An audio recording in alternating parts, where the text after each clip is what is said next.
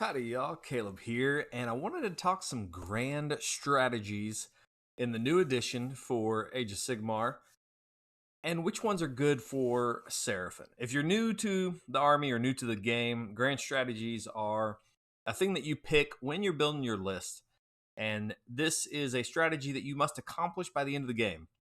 And in doing so, will score you 3 points.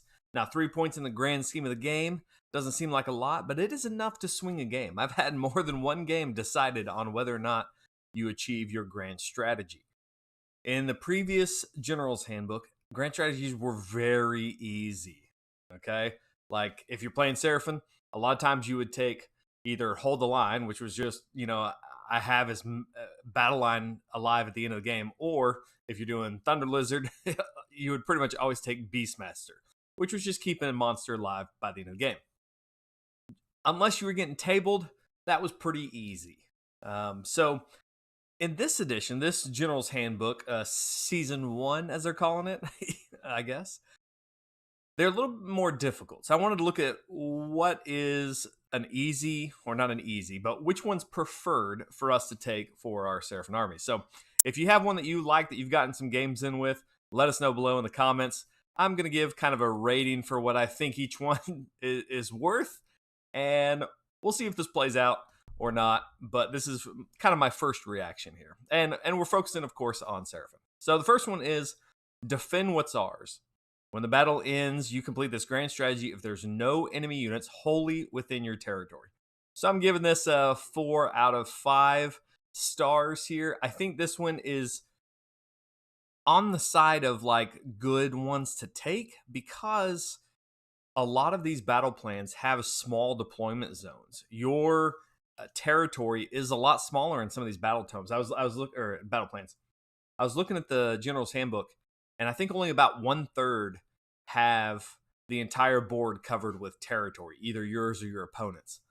So that means 2/3 have, kind of these no man lands in between the two territories. So you're going to have to, your opponent is really going to have to play to deny this in a lot of these battle plans. It's not just going to be walk across the midfield and you'll prevent this grand strategy. So I think this can be one that can be taken and can be achieved as long as you're playing pretty well. You don't necessarily have to table the opponent, but if you take out a lot of their units, they're gonna be playing for the objectives and probably won't have the resources to send something into your territory. So not a bad one. Obviously, you probably won't get this if you're getting blown out by the opponent, but I think it is one that is achievable. Demonstration of strength. When the battle ends, you complete this grand strategy if there are 3 or more Galician veteran units from your starting army on the battlefield. I'm only giving this 2 out of 5 because this has to be a Galician veteran unit from your starting army, and you have to have 3 or more of them. This is very difficult. I would only take this if I was just taking a whole bunch of, in our case, warriors, or maybe if you were in Starborn, if you just had MSU skinks all over the board. I don't necessarily think that that's our best play style. I think 10 warriors can do well in this edition where you're really leaning into those Galician veterans, but I think you're going to take them in 20s, and then you're only going to take probably 4 max of them. Or if you're taking 30s, you're probably only taking 2 units.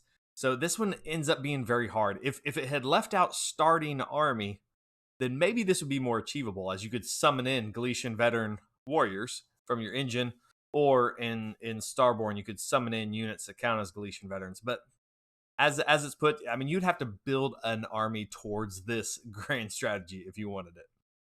So probably not one I'm going to take. No place for the weak is the next one. When the battle ends, you complete this grand strategy if there are no battle line units from your opponent's starting army on the battlefield. I think this one's very, very matchup dependent. If you're going into something that has really strong battle line, this is going to be very difficult to achieve. If you're going into an army that has MSU battle line and only 3 of them, they're going low on those battle line, then this is going to be very easy. And so, it's so matchup dependent that it's hard to really count on this one. I think it can be played towards, and a lot of times battle line are going to die throughout a game. That's kind of what they're there for. Screens, they're there for objective grabbing. If you're doing well in the game, they're probably not going to have very, very many battle line left. And it is required to be from their starting army, so that is helpful. So one that is relatively achievable depending on the matchup. So I give that one 3 stars. Next one is Show of Dominance. When the battle ends, you complete this grand strategy if there are any friendly Galician veteran units in each quarter of the battlefield. Now, this one I gave 5 stars. And the reason is because it doesn't say wholly within. We'll talk about that here in a minute when we talk about the Seraphon specific ones. But when it doesn't say wholly within, that means that you can have one Galician veteran model in the very middle of the board, and that is hitting all 4 quadrants. So one model that's a Galician veteran can score this. And it doesn't say it has to be a Galician veteran from your starting army. So you can summon in warriors, and they are Galician veterans. And so you can even summon in to get this. Now, I think a lot of people are going to be taking this. Unless GW changes the wording on this to holy or starting army, then I think a lot of people are going to be taking this. And that means turn 5 is going to be a fight over that middle point. And so you may see that it becomes a scrum there at the end. But I think this is very achievable, as since we have ways to get extra Galician veterans in our army with the Engine of the Gods summoning warriors. We have some good Galician veteran units also with warriors and skinks. So this is achievable. I like this one, unless they change it. If they change it, then knock off a bunch of stars. Next one, take what's theirs. When the battle ends, you complete this grand strategy if there are more friendly units than enemy units wholly within your opponent's territory. Ooh, I gave this a 1 star. This is like a grand strategy you can only achieve if you've tabled the opponent. It's like completely opposite from defend what's ours. You've got to get your guys into their territory, but even more so than what they have. So if they have 1 or 2 heroes left alive, you're going to have to get 2 or 3 units wholly within their territory to achieve this. I think this one's going to be very difficult unless you completely table the opponent early in the game. Then you can get this by turn 5. So I probably won't be taking this in our army. The last one here from the General's Handbook Grand Strategies is Tame the Land. When the battle ends, you complete this grand strategy if you control all of the objectives on the battlefield that are wholly outside your territory. Now, some of these are easier on certain battle plans, but some battle plans make this extremely difficult. You're going to have to be in complete control of the board to get this one. And that's not always going to happen, especially if you're looking to score these 3 points in a grand strategy and you need these 3 points. You probably haven't tabled the opponent and control the entire board. So this one's, quite a bit more difficult than what some of the other ones are, I think. And so I'm rating that a 1 star. Probably not going to take this one. You've really got to table the opponent, I think, to be able to control all these objectives like this. So of their base ones, I think I'm either doing Defend What's Ours, Kill All Their Battle Line, No Place for the Weak, or I'm doing Show of Dominance. Show of Dominance is probably the early leader just because it's very easy to accomplish with just 1 model in turn 5. So I think that's what we're going with. I want to quickly look at the Seraphon specific ones because we did get 2 grand strategies via White Dwarf number 469. And until, there's been talk that some GTs will ban supplemental grand strategies. Any grand strategies that come with new edition books or from these older White Dwarf updates. If they do that, we are losing a little bit. We have 2 of them available here, 1 for Coalesce and 1 for Starborn. If the grand tournaments you're going to or the weekend tournaments you're going to aren't banning them, I think these are worth a look. So the first one here is for a Coalesced army only, continuous expansion. When the battle ends, you complete this objective if you have at least 1 friendly unit wholly within each large quarter of the battlefield. Now, see, I think this is how the other one was supposed to be written. When you notice here the Show of Dominance, it leaves out wholly within.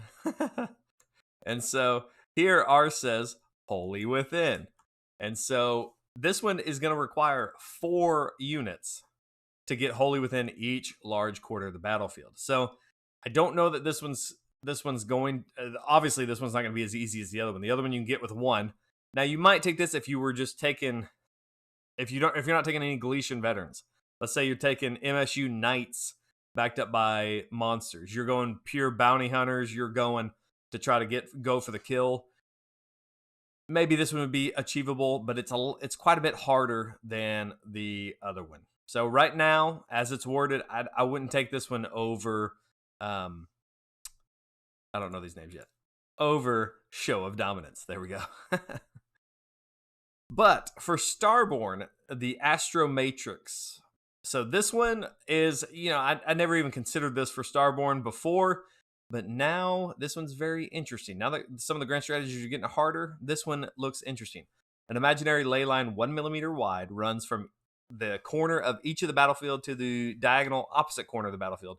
When the battle ends, you complete this objective if a ley line does not pass over an enemy models with wizard keyword, and at least one ley line passes over a friendly model with the wizard keyword.